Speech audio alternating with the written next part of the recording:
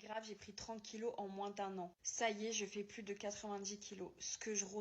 Vous avez été adorable et vous m'avez tagué sur cette vidéo et aujourd'hui je réponds. Je ne sais pas du tout si cette fille verra ma vidéo, mais si elle la voit, pourquoi pas, ça peut peut-être aider d'autres femmes SOPK.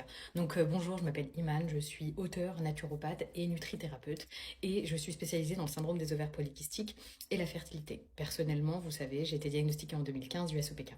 Aujourd'hui on va parler des problématiques dont elle parle, la prise de poids, l'hyperphagie et les troubles du comportement alimentaire ainsi que le fait de ne pas être rassasié ou de manger dans des quantités importantes.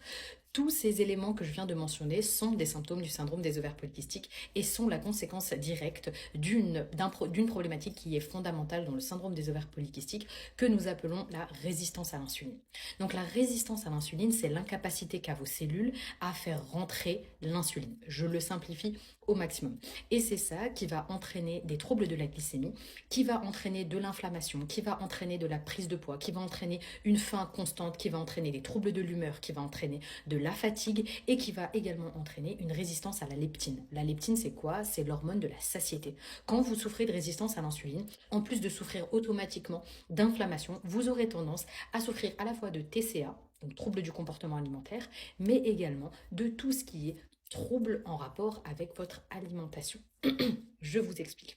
En fait, vous allez avoir une hormone, la leptine, qui est une hormone qui vous dit, qui dit à votre cerveau, c'est bon, arrête, je suis rassasiée. Quand vous êtes résistante à l'insuline, malheureusement, cette hormone ne fonctionne pas super bien, donc vous allez manger dans des quantités plus importantes. La prise de poids est facilitée, vous allez stocker beaucoup plus rapidement.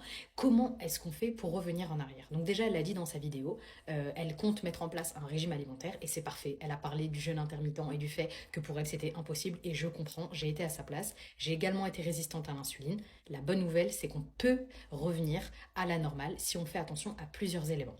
Première chose, pour être diagnostiquée résistante à l'insuline, vous pouvez faire ce qu'on appelle un test HOMA, H-O-M-A. Ce test de résistance à l'insuline vous permet, de façon assez simple, de confirmer si oui ou non vous êtes résistante à l'insuline. On considère qu'à partir de 2,2 au niveau du taux HOMA ou de l'indice HOMA, vous êtes résistante à l'insuline. Donc aujourd'hui, on va voir, une fois qu'on est résistante à l'insuline, qu'est-ce qu'on peut faire. Donc la première chose à faire, c'est changer son alimentation. Et elle a tout compris. Indice glycémique bas, elle peut également adopter une alimentation anti-inflammatoire, réduire sa consommation de sucre, de produits transformés. Ensuite, point numéro 2, on va à la salle de sport. On n'a pas besoin de